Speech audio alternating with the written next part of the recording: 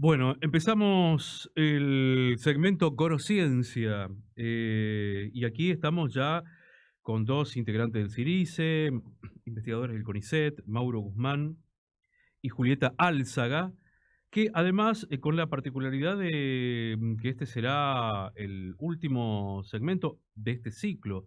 Esperemos que en otra oportunidad haya otro ciclo más también, ¿no? Pero por ahora este es el cierre del ciclo que realmente ha sido muy productivo, muy positivo. Ya vamos a hablar con ellos. Primero los saludo. ¿Qué tal? Mauro, Julieta, ¿cómo les va? Buenos días, Marcelo. Julieta, ¿cómo te va? ¿Cómo estás, Marcelo? Muchas gracias. Gracias por el espacio que nos has dado en estos siete episodios o segmentos de Gorociencia, así que estamos muy contentos y muchas gracias. Bueno, ustedes como especialistas del tema educativo, más que nada, bueno, van a cerrar justamente con algo que tiene que ver con eso, ¿no? Con la escuela secundaria y mitos sobre las juventudes, educación, trabajo y tecnologías. ¿M? Y hay tantas cosas para hablar sobre eso y para prestar atención también, ¿no? Así que bueno, ¿cómo arrancamos con este tema? A ver, cuando ustedes se refieren a mitos, ¿de qué estamos hablando? ¿Qué tipo de mitos hay? Sí, bueno, nosotros particularmente queremos hablar sobre una forma en la que se ha como sistematizado estos mitos sobre los jóvenes de hoy o las juventudes de hoy en día a través de una categoría que se ha popularizado mucho a fines de los 90, a principios de los 2000, que es la idea de los jóvenes ni, ¿no? Ujú. Los Que jóvenes ni trabajan ni que estudian. ni estudian ni trabajan, Ujú. ¿no? Sobre todo porque esa categoría, que no surge del ámbito académico, sino de los medios Claro, de comunicación, exactamente. encierra una serie de ideas que cada tanto se reflotan en los medios de comunicación y en el sentido común, a veces sobre esta categoría, a veces sobre otras, em, pero que tiene una serie de supuestos y de hipótesis que nosotros venimos como a discutir, ¿no? A través de las cuestiones conceptuales y de las investigaciones que venimos realizando, y que tiene que ver con los siguientes supuestos. Primero, que el supuesto principal es que los jóvenes que ni estudian ni trabajan serían jóvenes que deciden hacerlo, digamos, ¿no? Es decir, Sí. no estudian y no trabajan porque no quieren. Ese es como un primer supuesto. Ujú. Otro de los supuestos es que esta característica, que sería generacional de los jóvenes de hoy, se debería a una crisis de valores, ¿no? Principalmente aquella que escuchamos comúnmente de la pérdida de la cultura del trabajo o la pérdida de la cultura del esfuerzo, ¿no? Y otra de los supuestos es que esta idea de la improductividad de estos jóvenes se vincula con la hipótesis de la peligrosidad, ¿no? Es decir, que esa improductividad conllevaría hacia ciertas prácticas peligrosas o dañinas para sí mismos o para los demás, ¿sí? Es decir, una serie de supuestos del sentido común y que, bueno, nosotros lo graficamos con esta categoría de jóvenes nini y que queremos poner en discusión, en tensión, a partir de dos formas de abordarlos que tienen que ver con estos temas de investigación, que es la relación entre educación y tecnología, que va a hablar Julieta, y la relación educación y trabajo, que yo después voy a desarrollar un poco más. Ujú. Bueno, Julieta, ¿cómo seguimos con esto? Sí, como decía Mauro, como a nosotros nos interesa pensar en estas cuestiones en este momento, en este segmento, digamos, que traemos acá, en estas cuestiones que por ahí se establecen y se encarnan, digamos, estos discursos sociales que se hacen como se naturalizan, ¿sí? Se establecen Sí. como lo dado Ujú. y como que no se cuestionan. Por eso decíamos lo de mediáticos, nosotros habíamos traído algunos títulos de noticias, de, no sé, de La Nación, de Infobae, de Clarín, alguno de Página 12, aunque por ahí ponen un poco más de datos, que tienen que ver sobre esto. ¿Qué pasa con los jóvenes? ¿Qué hacen los jóvenes? Como que es siempre un interrogante, bueno, sobre todo desde los 80 en adelante en el campo de la comunicación, las juventudes son como un problema a estudiar con relación a los medios de comunicación. ¿Cuáles son los lugares que ocupan? Como decía Mauro recién, muchas veces en lugares como conflictivos, /delictivos incluso, Ujú. y nunca se les ha dado, esto es lo que vienen haciendo los diferentes estudios de la comunicación y la cultura, bueno, cuál es el lugar, digamos, productivo, en tanto, bueno, qué es lo que quieren hacer, qué es lo que quieren decir, hay corrientes, digamos, que estudian sobre la voz de los jóvenes, la voz de los medios de los jóvenes, y esto ha venido acompañando, digamos, algunas políticas que tienen que ver con cuestiones públicas, culturales y educativas sobre todo. Pero decíamos, ¿no? Tecnologías o medios de comunicación y educación siempre están en una disputa, en un debate sobre, bueno, cómo hacer para que la escuela entre a los medios de comunicación, cómo hacer para que los medios de comunicación o las tecnologías ingresen a la escuela. Y eso muchas veces se da o se ha dejado, digamos, a algún campo de que suceda, digamos, como naturalmente, que se vaya dando.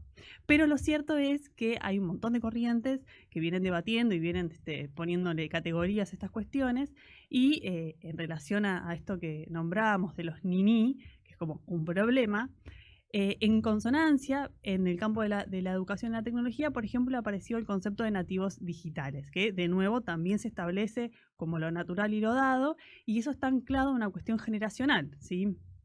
Prensky es el que habla de este concepto a principios de los 2000, y bueno, va a decir, bueno, los nativos son aquellos que nacieron, ¿sí?, en un formato, en una lógica y en una modos de decir que utilizan lenguajes digitales, por lo tanto ya los conocen, que muchas veces desde nuestro sentido común decimos, bueno, mirá qué chiquito que es y ya usa el teléfono, mirá cómo ya puede llegar a YouTube y al dibujito que le gusta sin que nadie se lo diga, y nos sorprende, y eso se asocia, bueno, a que es nativo, nació en este contexto y en este tipo de cultura y por lo tanto es lo dado.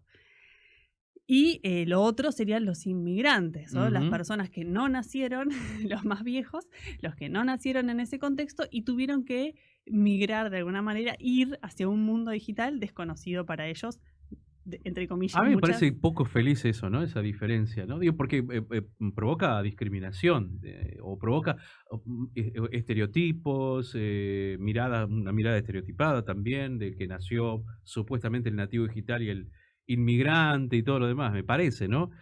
¿Cuál es la mirada que ustedes tienen sobre esas categorizaciones que se hacen? No, claramente es una mirada como conflictiva y problemática, porque también como que no cuestiona, o decimos, no, listo, los inmigrantes, y esto también en el terreno de la educación se pone entre, bueno, el estudiante es nativo y el docente es inmigrante. Por lo tanto, el docente debe hacer el esfuerzo, dice este autor, de enseñar aquellas cuestiones que tienen que ver con el pasado, con la herencia. Por ejemplo, pensemos en asignaturas como la historia, pero con lenguajes del futuro, dice, ¿sí? Adaptándote todo el tiempo a estas dinámicas que vienen a exigir estos jóvenes estudiantes.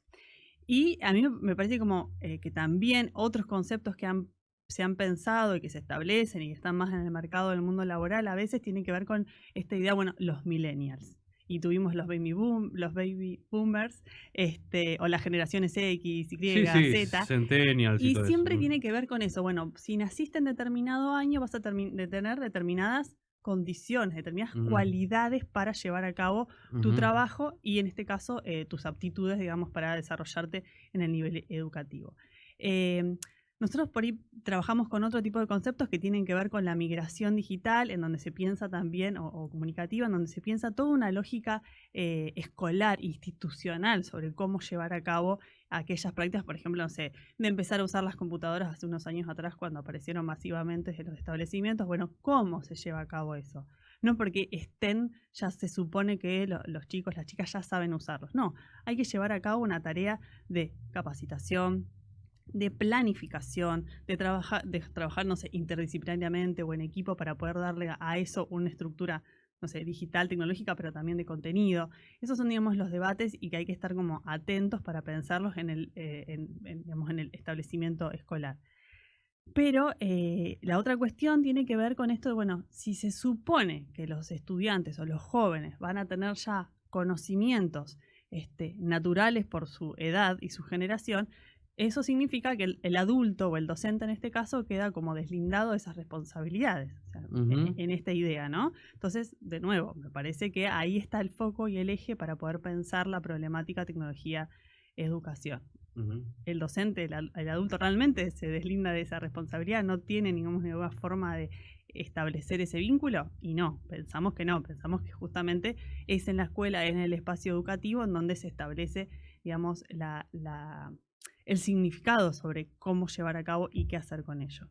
y unas perspectivas por ahí más actuales, porque esto decimos, ¿no? Viene desde los 90, venimos hablando de estos términos, que se pusieron bastante en boga en los últimos años, tiene que ver con la cultura narrativa / educación transmedia, en donde nosotros decimos, bueno, los jóvenes aprenden un montón de cuestiones, aparte de la escuela, de forma transmediática. Es decir, un poquito en el celular, un poquito en el cine, un poquito en una revista, un poquito en un juego, y se transforma un mundo, por ejemplo, de superhéroes, Harry Potter, incluso el mundo del deporte y el fútbol, como que cada uno de los medios de comunicación que tienen a mano logran estructurar un mundo digital completo. Entonces hay muchos estudios que hablan sobre eso. Bueno, ¿qué hacer con esto? Si esto lo pueden hacer los jóvenes con los superhéroes, ¿por qué no lo hacemos en la escuela con los próceres? ¿Por qué no lo hacemos con las cuestiones de física? Entonces, ahí está el foco en ir a estudiar a los jóvenes como aquellos sujetos que poseen habilidades, cualidades para trabajar en equipo, para generar competencias que tengan que ver con el pasaje de un desafío al siguiente, que tiene que ver con, bueno, con pensar en cuestiones innovadoras y creativas y que siempre están atadas a sus propios intereses y a sus propios gustos y que así van construyendo, digamos, el conocimiento como si fuese un camino. Digamos, estas como unas lógicas que están empezando a establecerse con bastante fuerza, y las críticas a eso tienen que ver con que, bueno, hay un enorme sesgo en mirar esto porque no se están mirando las diferencias, las brechas que podemos ver desde primero las disposiciones materiales, efectivamente si los jóvenes tienen todos los dispositivos para acceder a eso, Sí. cuáles son los tipos de uso que se le dan, si efectivamente porque tiene una tablet con un montón de aplicaciones súper tecnológicas va a poder construir ese mismo recorrido, entre, por ejemplo, pones dos chicos y hacen el mismo recorrido. Ujú. Y bueno, y pensar también a este joven, como estos supuestos ponen, digamos, ahí en cuestionamiento a este joven como una cuestión casi burocrática, aséptica, dicen algunos autores, ¿sí? Como, bueno, soy un sujeto, agarro una computadora, tengo cualidades, las vuelco sobre el aparato y genero algo. Es como una relación, como si falta algo en esa descripción, dicen algunos críticos sobre eso. Bueno, justamente lo que falta es pensar, analizar cómo es que se apropia el chico o la chica del aparato, del celular, de la aplicación, del dispositivo o de la narrativa que está siguiendo. Ujú.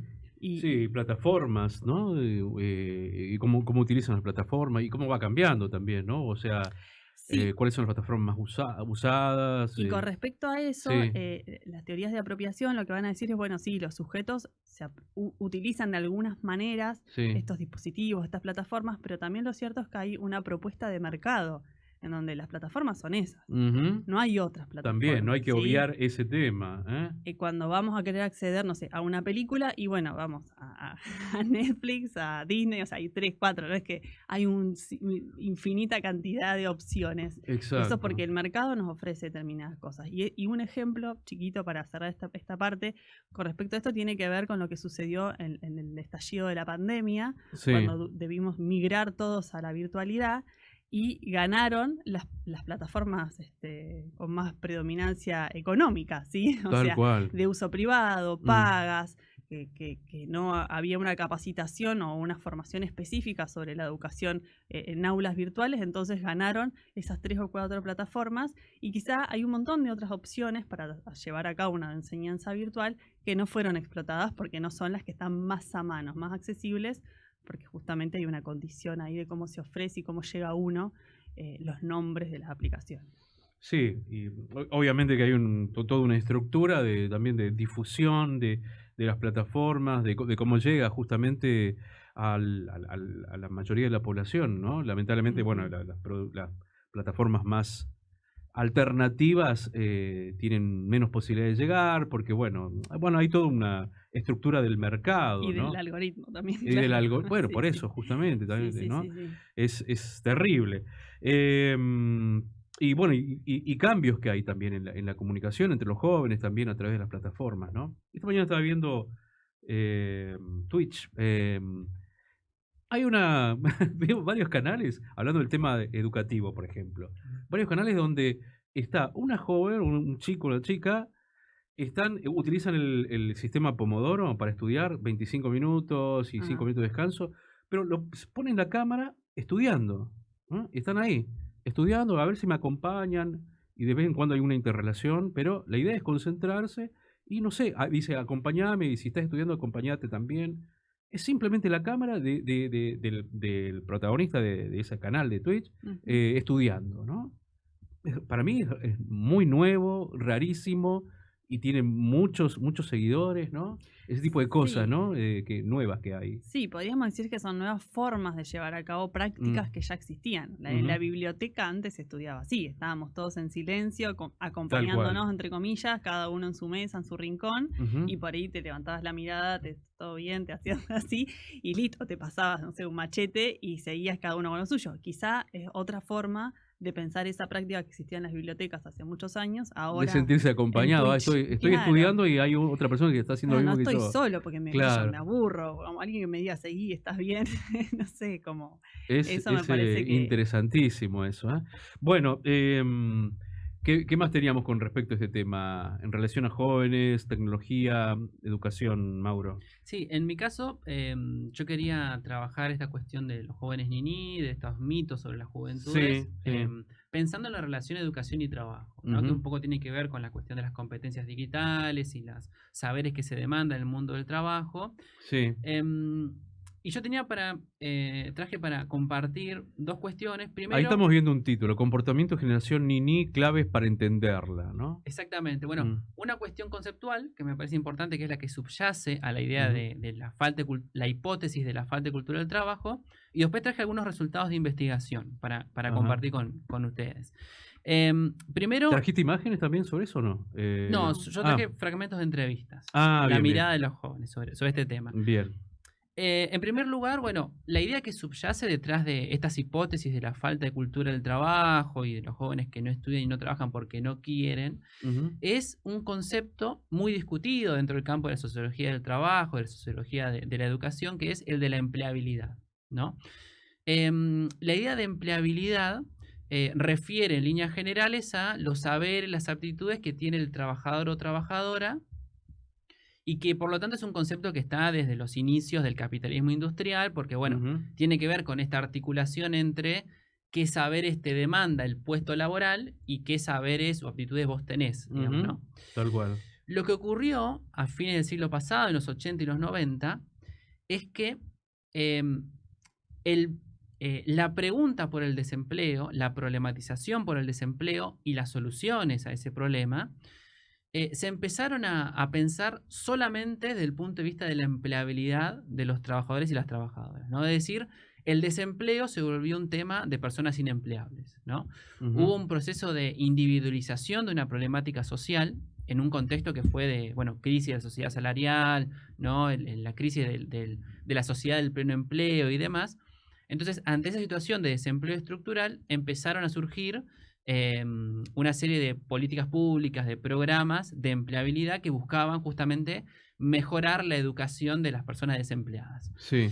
Lo que ocurrió entre los 90 y el principio de los 2000 es que esa empleabilidad pasó de significar la enseñanza de saberes técnicos, ¿no? Cursos vinculados a oficios, bueno, saberes técnicos. En los 90 principalmente eran ese tipo de cursos de empleabilidad, y a partir de los 2000 empezó a incorporarse, además de los saberes técnicos centralmente saberes actitudinales, ¿no? Entonces, hoy en día los programas de empleabilidad tienen muy fuertemente incorporado la cuestión de el entrenamiento laboral, ¿no? Por ejemplo, el simulacro de entrevistas de trabajo, ¿no? Y una serie de saberes sociolaborales que tiene que ver con una cuestión actitudinal, ¿no? Em, es decir, esta idea de que los jóvenes carecen de cultura del trabajo se problematiza desde esa cuestión personal, ¿no? Y busca ser intervenida mediante estrategias pedagógicas, ¿no? Entonces, una de las lecturas críticas que hacemos a este concepto de empleabilidad y a estas formas de entender el desempleo juvenil o la precarización laboral juvenil es que se individualiza un problema que es social, ¿no? Y en relación a esto, como te decía, traje para compartirle algunos fragmentos de entrevistas a estudiantes de escuelas secundarias de Caleta, escuelas de gestión estatal, distintas escuelas, ¿no? Em, y son fragmentos de entrevista donde los y las estudiantes refieren desde sus miradas a cómo entienden esa relación juventud y trabajo en la región, ¿no? A ver. Entonces, por ejemplo, un joven Sí. decía, yo veo como que muchos ningunean el trabajo de los jóvenes, como Ujú. el derecho al piso, el sueldo bajo. Ellos, los empleadores, piensan mucho que el trabajo de la juventud lo hacen para tener sus propias mañas o cosas así. Y en realidad hay muchos jóvenes que la están remando con su familia. Por eso creo que no es plata suficiente para el trabajo de los jóvenes, ¿no? Otra estudiante dice, el trabajo en la sociedad lo veo medio esclavizante. Porque los Ujú. dueños de las empresas y negocios saben que la gente está necesitando trabajo, entonces los explotan y les pagan súper poco. No les pagan lo que deberían, los explotan. Y con la amenaza, o sea, no les dicen te amenazo, pero te dicen, ¿querés el trabajo? Bancátela porque no hay trabajo en ningún lado. Ujú. Otra estudiante, por ejemplo, dice, he conocido jóvenes, bastantes, que tienen como ese empoderamiento. Pero a medida que pasa el tiempo, como que se te van las ganas por la sociedad en sí como está todo constituido, al menos acá en Caleta. O sea, no hay trabajo, es como que tenés que irte. Y continúa, dice, yo tengo fe todavía en nosotros, hay muchos emprendimientos. Bueno, fulana, una compañera, Sí. es una emprendedora increíble, junto con fulano, otro compañero. Como que tienen esa idea de que van a ser grandes y espero que lo sean, ¿no? Y por último, otro estudiante decía, decidí meterle a esto, peluquería, a ver qué pasa. Y si me va bien, de 10. Y si no, voy a tratar de cambiar de rubro. Mm. Total, tengo muchos años para vivir todavía. Así que puedo probar de todo.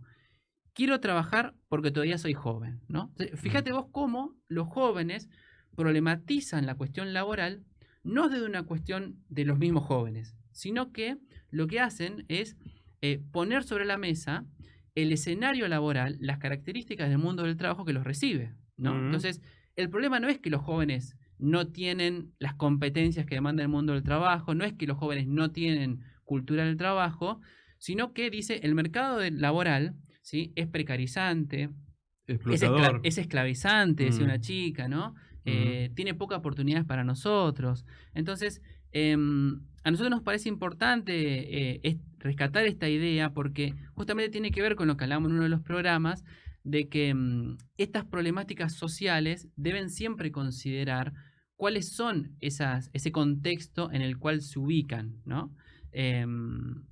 Entonces, bueno, eso es lo que dicen los estudiantes de escuelas Me secundarias parece muy sobre el interesante. trabajo en la región, sí. Muy interesante porque ahora, bueno, yo siempre los trato también de lo que ustedes dicen, situarlo también en un contexto actual, coyuntural, y la coyuntura actual es un periodo preelectoral, ¿no?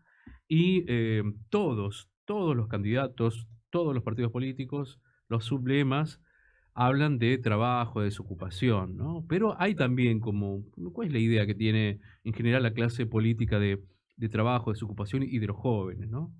Qué es lo, de qué hablan, ¿no? Y qué tipo de trabajo piensan, cuáles son sus objetivos, sus metas de trabajo juvenil, dar de qué manera, cuando ellos dicen hay que buscar trabajo formal, hay que generar fuentes de trabajo genuinas, generalmente siempre suelen Sí. decir qué es trabajo genuino para los candidatos, ¿no? Y en este debate que se está dando. No hay mucho, y lo que yo veo es que no hay muchos detalles, yo veo que no especifican mucho, quizás porque o no conozcan o tienen una idea muy conservadora de lo que debe ser un trabajo en la región. No sé, ¿qué opinan ustedes sobre eso, esa cuestión? Sí, mira, bueno, primero que no me dedico a hacer análisis político del Sí. discurso, ¿no? Pero sí Mm. me parece interesante poder rescatar esa idea de trabajo genuino o de Sí. trabajo decente, como lo trabaja la OIT, por ejemplo, Ujú. que tiene mucho que ver con recuperar esas características del empleo asalariado, ¿no? Sí. Como modelo de trabajo ideal. Mm. Que yo creo que responde más a ciertas demandas o perspectivas de la población, porque Sí. justamente los estudiantes critican el trabajo precario, el trabajo informal, el trabajo flexible, pero también eso se encuentra tensionado por las lógicas del mercado laboral del capitalismo actual, digamos, ¿no? Ujú. Porque esta idea de la precarización laboral, del trabajo flexible, es un modelo de trabajo que cada vez más se va instalando en distintos sectores laborales de la sociedad, digamos. Ujú. De hecho, bueno, hay un concepto que se comenzó a utilizar a fines de los 90 y que en la última década se formalizó más como teoría, que es la teoría del precariado, ¿no? El precariado como nueva clase social. Y que refiere a esas condiciones precarias en el trabajo que ya no forma parte de los sectores más periféricos del mercado de trabajo, del mercado informal, por ejemplo, ¿no? Esa idea de esa asociación precariedad, trabajo informal desaparece y la precariedad también forma parte de los trabajos formales, los empleos registrados en blanco y demás. Entonces la precarización comienza a extenderse, a normalizarse y a constituirse, bueno, justamente en una norma del empleo. Entonces ahí lo que yo veo en ese tipo de enunciados es como una tensión, digamos, ¿no? Entre esa lógica que comienza a tener el mercado de trabajo y, bueno, esas políticas, digamos, del empleo decente, del trabajo genuino y demás, digamos, ¿no? Ujú. Lo que sí, bueno, los y las jóvenes, que esto también es una crítica, porque estas teorías del precariado lo que te dicen es la precarización comienza a normalizarse y sobre todo las nuevas generaciones comienzan a adaptar sus expectativas a un trabajo flexible, precario, efímero, ¿no? Y en realidad lo que nosotros vemos, al menos acá en la región, en Caleta Olivia, los jóvenes de escuela secundaria, es que ellos critican esas condiciones. Ellos, lejos de adaptar sus expectativas a empleos precarios, lo que hacen es justamente denunciar esas cuestiones, digamos, ¿no? Em, em, los estudiantes constantemente están resaltando el deseo por un trabajo registrado, un trabajo en blanco, un trabajo, un empleo que asalariado, digamos, ¿no? Es como que estas formas flexibles del trabajo no forma parte de sus expectativas de vida, digamos, ¿no? Ujú. Sí lo ven como parte del escenario posible, pero como, bueno, mostraba recién, son escenarios no deseados por ellos, ¿no? Criticados, ¿no? Ujú. En este tema que están estudiando, analizan también los prejuicios sobre, bueno, no sé, hay opiniones circulantes a veces de decir, bueno, los jóvenes ni y los planes sociales, planeros, etcétera, etcétera, con esa mirada despectiva. Sobre eso eh, Sí. surgen en las encuestas o en las investigaciones que hacen también esa cuestión. No, en realidad no. Vos sabés que, como te Mm, decía, esas hipótesis, que es lo que articula Jóvenes Nini y esta idea de los planeros, es mm, la idea de la vagancia, digamos, ujú, ¿no? Esa idea de la vagancia, en realidad no aparece como forma de caracterizar a los jóvenes, ujú, a los trabajadores, ¿sí? Sí aparece esta idea de que la escuela nos enseña, digamos, a trabajar, digamos, ¿no? ujú, Sobre todo, bueno, yo estudio en escuelas técnicas, escuela de bachillerato, y bueno, y en la escuela técnica aparece esta idea de, bueno, esta escuela nos enseña a ser productivos, a trabajar, digamos, ujú. ¿no? Y demás. No, pero esa idea de pensar la cuestión de los planeros o la vagancia, pensando en el mundo del trabajo, no apareció, digamos, en la Ujú. mirada de los jóvenes. Sí. Sí, Bueno, sí. no, con respecto a eso no lo estudiamos, pero yo como venía con algunas cuestiones sobre cómo se establecen estos discursos, por ejemplo, en los medios de comunicación, Sí. me parece interesante por ahí rescatar que hay algunas miradas sobre esto, ¿no? Sobre los Mm, planeros, mm, hay otra mirada muy importante a la que los medios le dan mucha, digamos, relevancia sobre este grupo de jóvenes en que deciden, o sea, con esto lo mismo de los niní, ¿no? Que hay una decisión personal sobre tomarse años sabáticos, pero esos están mirados como, bueno, positivamente, porque es un año sabático, o sea, Claro. la mirada de estos artículos que hay en los medios de comunicación, bueno, es un año para redescubrirse, para orientar sus deseos, sus proyectos, para definir bien cómo van a ser los próximos años siguientes, y también en ese grupo, digamos, de miradas sobre qué hacen los jóvenes, están aquellos, pensando en esto que decíamos de los millennials, ¿no? Que deciden, no sé, irse al extranjero, irse a vivir a otro lado, o el teletrabajo como algo positivo, en donde se lo pueden llevar a diferentes lugares del mundo, porque ahí, digamos, tiene que ver más con una búsqueda de sus propios deseos, de sus propias proyecciones, de cuáles son las condiciones que el mercado les va a dar para que esos jóvenes puedan explorar y explotar, digamos, sus cualidades. Entonces, me parece que se está hablando de la misma masa generacional, ¿sí? Son los mismos jóvenes, pero con enormes sesgos económicos, sobre todo, y entonces hay una mirada muy despectiva de parte de los medios y por lo tanto de un porcentaje de la sociedad que tiene que ver, bueno, como estos son planeros está mal y como estos se van al exterior está bien. Y en el exterior muchas veces llevan a cabo trabajos que quizá acá serían mal vistos también, ¿sí? Hablando de la plataformización del trabajo, tiene que ver con esto, ¿sí? Las changas que le decimos nosotros, que no sé, hacer comida para vender o trabajar en algún, no sé, haciendo alguna cosa en un mercado o en la construcción o lo que fuera, eso también se traduce, Caleta no está tan visto porque no es una ciudad tan grande, pero en las grandes metrópolis ya sí, acá digamos, en Comodoro, en Buenos Aires sobre todo, en Córdoba, el trabajo de los repartidores, ¿sí? Se dicen gig laborers, que son aquellos trabajos que están atados a una plataforma. O sea, la venta y la compra de determinados bienes y servicios se hacen a través de eso. Y eso es otra cara de un trabajo precarizado, no es un trabajo con derechos, no un trabajo asalariado, un trabajo que depende 100% de las aptitudes y habilidades físicas, ¿sí? Porque muchas veces, por eso lo de los jóvenes ancla tanto, porque tenés que estar en buen estado para andar en bicicleta, por ejemplo, kilómetros y kilómetros haciendo repartos.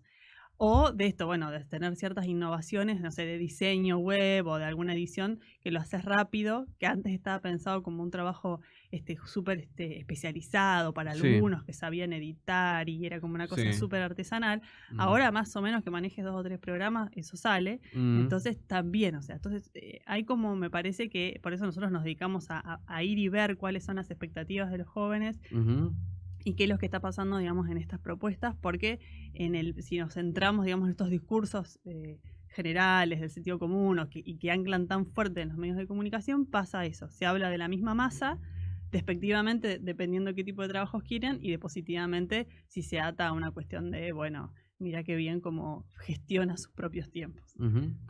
Sí, tal cual. Bueno, no, y cuando vos hablabas me acordé de las experiencias personales, incluso no tan lejanas en el tiempo, del trabajo para plataforma, el trabajo juvenil en el periodismo, por ejemplo, ¿no? Y no digo en las redes sociales, bueno, sí, por ejemplo, el community manager, muchas veces precarizado.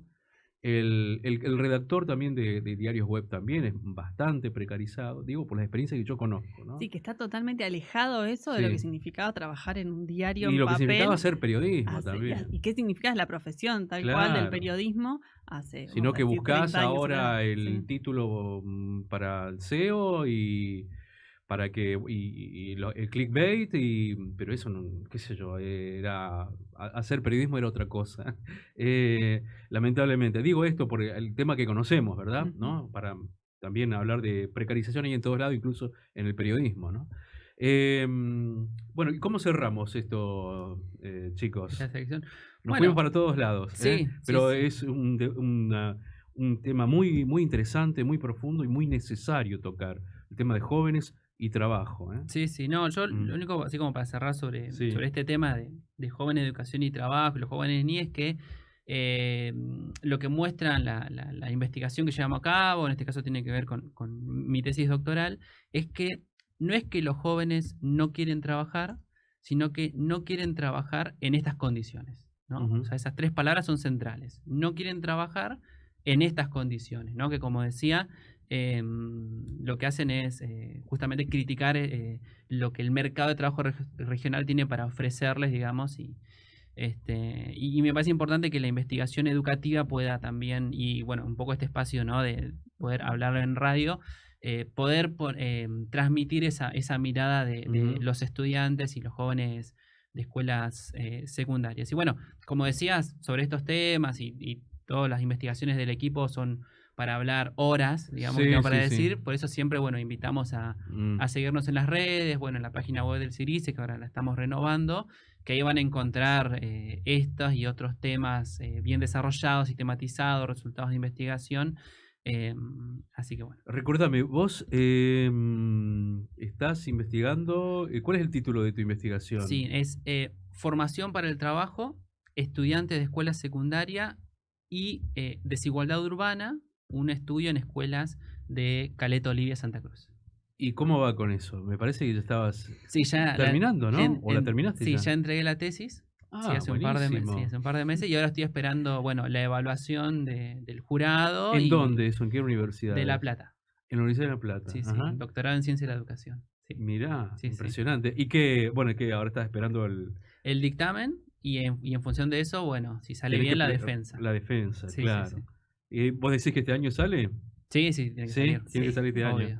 Sí. Bueno, y en el caso tuyo, ¿cómo es la investigación? Yo El estudio título, ¿no? usos y apropiaciones de tecnologías ahora dentro y fuera de la escuela, Ajá, porque digamos, la idea era trabajar en las escuelas, pero está siendo un poco complicado por ingresar a las escuelas a hacer este estudio de campo.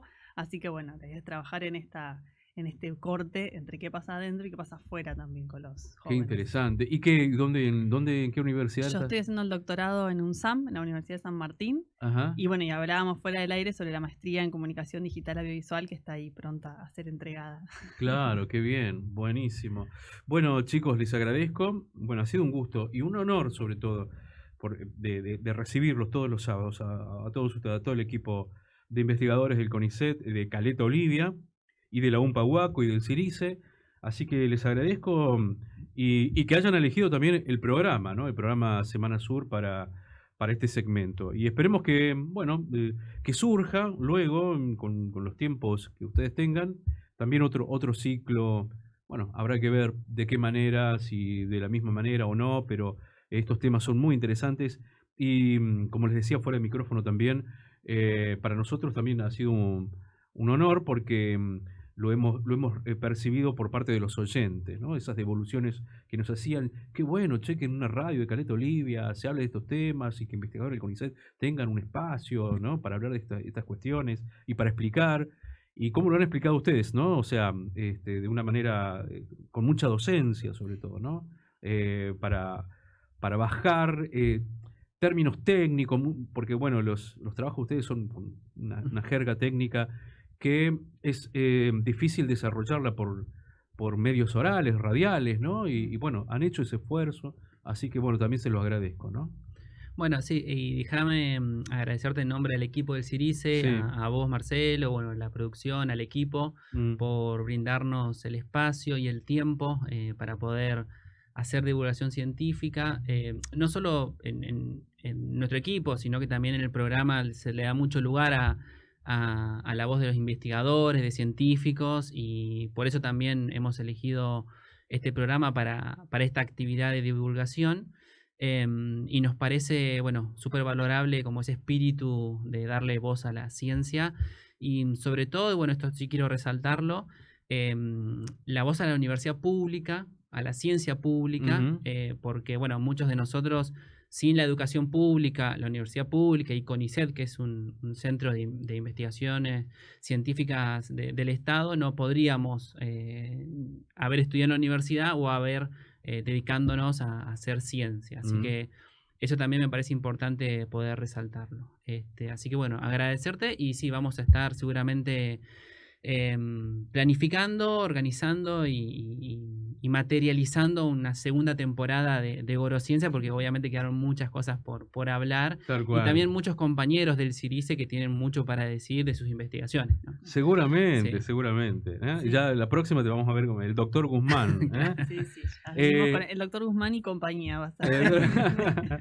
y bueno, Juli, te agradecemos Bueno, muchísimo, ¿no? muchísimas gracias, Marcelo. Les mandamos un saludo a nuestros compañeros de Gorociencia que nos Sí. están escuchando y mandando ahí mensajitos que bueno, lo hemos hecho en equipo este Sí, proyecto, sí, a sí. Carla, Guaira, Noé y Gastón. Maravillosos Y todos. así que, bueno, ha sido una experiencia Mm. muy rica para Esto nosotros. surgió una charla informal con Julieta, que Exactamente. bueno, compartimos trabajos en los medios de comunicación hace mucho tiempo. Y bueno, ¿por qué no hacemos algo en radio? Así que bueno, te agradezco también, ¿no? Esta posibilidad. Después hablaste con el equipo y surgió esto que fue muy lindo, ¿eh? Sí, muchísimas gracias. Y déjame hacer un saludo personal, Sí. un saludo a Román que me está escuchando. Román está Un beso escuchando y grande. entiende todo Sí. esto. Sí, sí, sí, está ahí muy atento. Bueno, perfecto. Bueno, gracias. Esto fue Gorociencia, investigación austral en los medios en Semana Sur.